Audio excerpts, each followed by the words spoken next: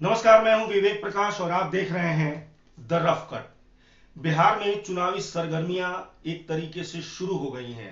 निर्वाचन आयोग ने एक टीम भी बिहार भेजी है जो इस बात का जायजा ले कि अगर बिहार में जो अक्टूबर नवंबर में चुनाव होने हैं उन वो चुनाव कराए जाएं तो क्या उसमें किस तरीके से सहूलियत होगी या क्या परेशानियां आ सकती हैं। लेकिन अगर आप राजनीतिक पार्टियों को देखें तो पिछले कई महीनों से एक तरीके से इन राजनीतिक सरगर्मियों की शुरुआत हो चुकी है।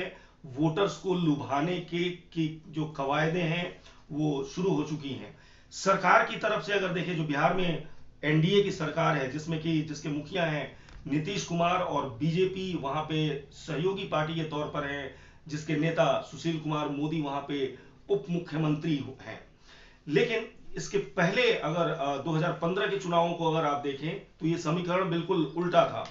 वहां पे बीजेपी के खिलाफ नीतीश कुमार और लालू यादव की पार्टी आरजेडी एकजुट हुए थे और एकजुटता की जो एक मिसाल उस समय दिखाई गई थी और जो उसके नतीजे आए वो काफी चौंकाने वाले थे। नीतीश कुमार और आरजेडी की दोनों ने मिल करके एक प्रचंड बहुमत वहां पे हासिल किया था और बीजेपी को महज 54 सीटों पर आकर के सिमटना पड़ा। 80 सीटें लेकर के सबसे बड़ी पार्टी के तौर पर आरजेडी उभरी थी और 70 सीटें लगभग नीतीश कुमार के खाते में आई थी। लेकिन बीजेपी महज 54 सीटों पर जहां सिमट गई थी, उसी बीजेपी ने बाद के दिनों में एक ऐसा दांव खेला जब आरजेडी सरकार से ही बाहर हो गई और बीजेपी नीतीश कुमार के साथ मिलकर सत्ता में आ गई। नीतीश कुमार मुख्यमंत्री थे, मुख्यमंत्री हैं, लेकिन क्या नीतीश कुमार मुख्यमंत्री रहेंगे? 2020 में जो असेंबली के चुनाव होने हैं, विधानसभा चुनाव होने हैं, क्या उसमें नीतीश कुमार अपनी सत्ता बरकरार रख पाएंगे? क्या नीतीश कुमार अपने मुख्यमंत्री पद को बरकरार रख पाएंगे? जिस तरीके से नीतीश कुमार की सरकार और उनके सुशासन के दावे लगातार पिछले कई दिनों से, या यूं कहें कि लगभग एक डेढ़ साल से फेल होते हुए नजर आ रहे हैं। कई तरह की लापरवाहियां, कई तरह की शिकायतें लोगों के मन में हैं, लोग उनको देख रहे हैं। तो क्या लोग बदलाव चाहते हैं या लोग नीतीश कुमार के नेतृत्व के अलावा कोई ऐसा नेतृत्व नहीं देख पा रहे हैं और कंफ्यूजन की स्थिति में है? इन सारे मुद्दों पर इस वीडियो में हम आपसे बात करेंगे। लेकिन उसके पहले आपको एक बात बता दें, बिहार में अमूमन जो मुद्दे होते हैं, जो सामाजिक मुद्दे हों या राजनीतिक मुद्दे हों या आर्थिक मुद्दे हों, ये सारे मुद्दे अब तक के चुनाव में जो देखने को मिले हैं वो हाशिए पर चले जाते हैं और जो असली मुद्दा उभर करके सामने आता है वो होता है जातीयत समीकरण। जातीयत समीकरण के आधार पर वहां सत्ता बनती है और सत्ता से लोग बेदखल कर दिए जाते हैं। नीतीश कुमार इस वक्त बीजेपी के साथ मिलकर सरकार चला रहे हैं। आरजेडी विपक्ष में बैठी हुई है और लगातार नीतीश कुमार के सुशासन पर, नीतीश कुमार के काम करने के तरीकों पर, नीतीश कुमार की सरकार के द्वारा किए जा रहे काम पर उंगलियां उठा रही है, लापरवाहियां गिना रही हैं और ये दिखा रही है कि सरकार किन किन जगहों पर कहां कहां फेल है। लेकिन अब एक सवाल कि जिस तरीके से, जो हमने कहा कि कास्ट समीकरण होता है और बिहार में जातिगत समीकरण के आधार पर ही चीजें तय होती हैं, वो नतीजे में कैसे बदलती हैं इसकी बानगी आप पहले भी देख चुके हैं। लेकिन फिर भी हम आपको एक वहां का जो राजनीतिक, जो वहां का जातिगत समीकरण है उसके बारे में आपको जरा सा एक बताने की कोशिश करते हैं। लगभग 14% वहां यादव वोट है। इन 14% यादव वोट के अलावे जो काफी मायने रखता है वो है लगभग 16%, 17% मुस्लिम वोट। ये माय समीकरण आपको पता होगा, मुस्लिम यादव समीकरण, लालू यादव ने इस माय समीकरण को कब्जे में किया था, अपने कब्जे में किया था और उसी के दम पर लालू यादव ने वहां लगभग 15 साल सरकार चलाई। उसके बाद क्योंकि ओबीसी और दलित, ये दो ऐसे समीकरण हैं जिसका एक तरीके से गठबंधन किया नीतीश कुमार ने। ओबीसी को पकड़ा, उसमें कुर्मी, कोयरी, ये सारे वोट पकड़े और जो महादलित वोट है लगभग 16% वो भी है दलित महादलित वोट।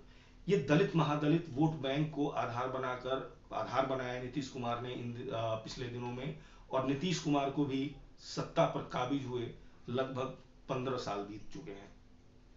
सवर्ण क्लास लगभग 17% वोट के साथ वहां पर इस बात की राह देख रहा है कि कौन सी पार्टी उसके लिए कुछ नया करेगी या उसके लिए कुछ काम करेगी।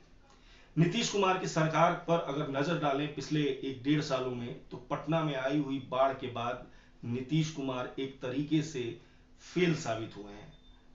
पूरी व्यवस्था राजधानी की चरमराई हुई नजर आई थी जब पटना में बाढ़ आई थी, और पानी जो है लोगों के घरों तक पहुंच चुका था। सुशील कुमार मोदी जो कि उप मुख्यमंत्री हैं, उनके घर से लेकर के तमाम मंत्रियों के घर की तस्वीरें आपने देखी होंगी जिनके घर में बाढ़ का पानी घुसा हुआ था, और सरकार बेबस नजर आ रही थी, लाचार नजर आ रही थी।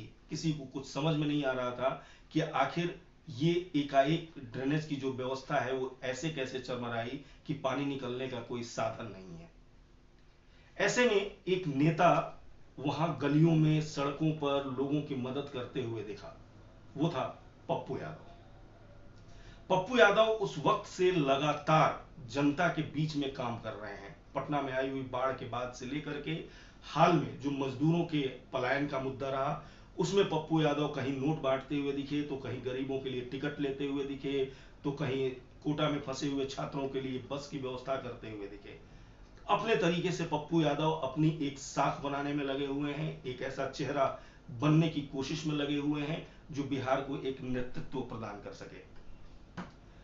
एक दूसरा चेहरा इसी बीच में आया, केजरीवाल मॉडल कह सकते हैं उसको, पुष्पम प्रिया। जेडीयू से ही कभी नेता रहे, उनकी बेटी विदेशों में पढ़ी और विदेशों से पढ़ लिख करके वो बिहार की जमीन पर अब पहुंची हैं कि उन्हें चुनाव लड़ना है, बिहार को एक नई दिशा देनी है। पुष्पम प्रिया क्या करना चाहती हैं, उनकी नीयत कितनी अच्छी है, ये सब कुछ जो है उनके द्वारा जो एक टीम है, जो एक रिसर्च टीम है, जो सोशल मीडिया पर उनके विचारों को, उनकी नीतियों को, बिहार के लिए वो क्या सोचती हैं, बिहार को आर्थिक दिशा में गति वो कैसे दे पाएंगी, किस तरीके से बिहार को आगे बढ़ा पाएंगी, वो बिहार क्यों आई हैं, ये सब कुछ उन सोशल मीडिया टीम के जरिए, उन जो रिसर्च टीम है वो प्रोवाइड कराती है और सोशल मीडिया के जरिए आम लोगों तक पहुंच रही है। लेकिन जमीनी धरातल पर अभी तक पुष्पम प्रिया का कोई वजूद नहीं दिख रहा है।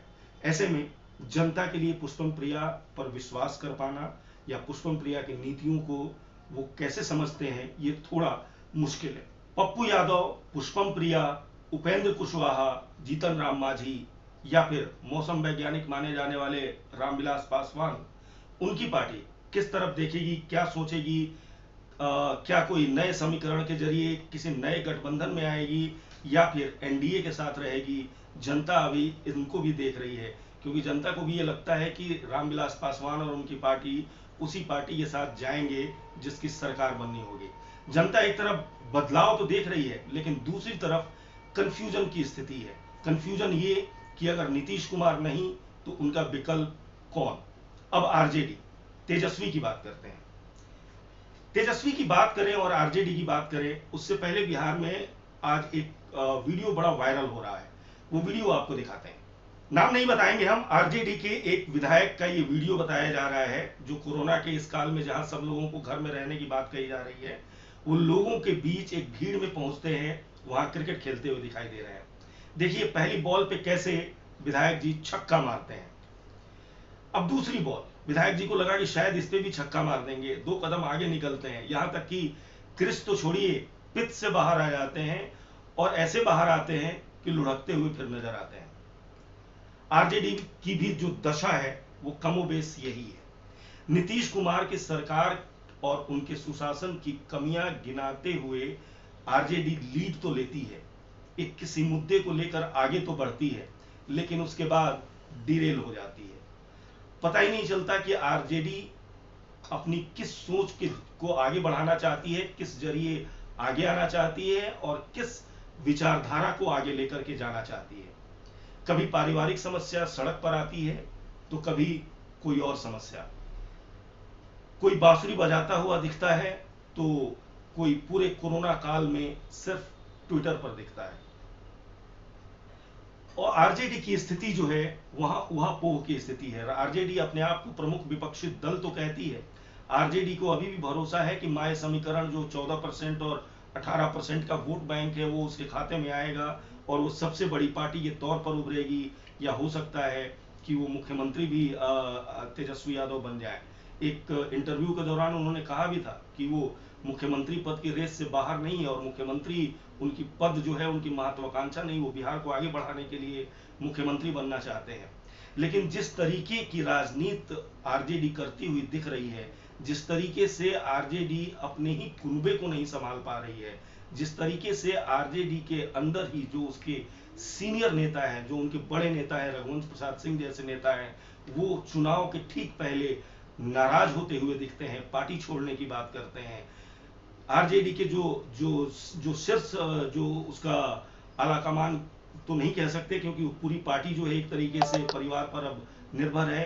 वो लालू यादव के बाद उनकी पत्नी राबड़ी देवी और तेजस्वी यादव या फिर तेज प्रताप में सिमट कर रह गई है, और उसको लेकर के जो सीनियर नेता हैं आरजेडी के, उनके अंदर काफी कुछ नाराजगी है। तो आरजेडी की स्थिति भी ऐसे ही कुछ ढुलमुलाती हुई नजर आती है और लुढ़कती हुई नजर आती है। जनता अब उहापोह में है, चुनाव आने को है, चुनाव सिर पर है, जनता बदलाव चाहती है, जनता बदलाव की बयार देख रही है, खोज रही है, ढूंढ रही है कि कौन उसके सामने एक नया विकल्प आएगा, कौन उसके सामने एक नया चेहरा आएगा, या फिर इस सारे कंफ्यूजन की स्थिति में उसको फिर नीतीश कुमार के साथ ही जाना पड़ेगा। तो ये आने वाला वक्त बताएगा। चुनाव आने को हैं और सारी पार्टियां अपनी जोर आजमाइश में लगी हुई हैं, लेकिन ये पब्लिक है, ये सब जानती है, और पब्लिक भी अपना मन बना रही है। अभी के लिए इतना ही। बहुत बहुत धन्यवाद।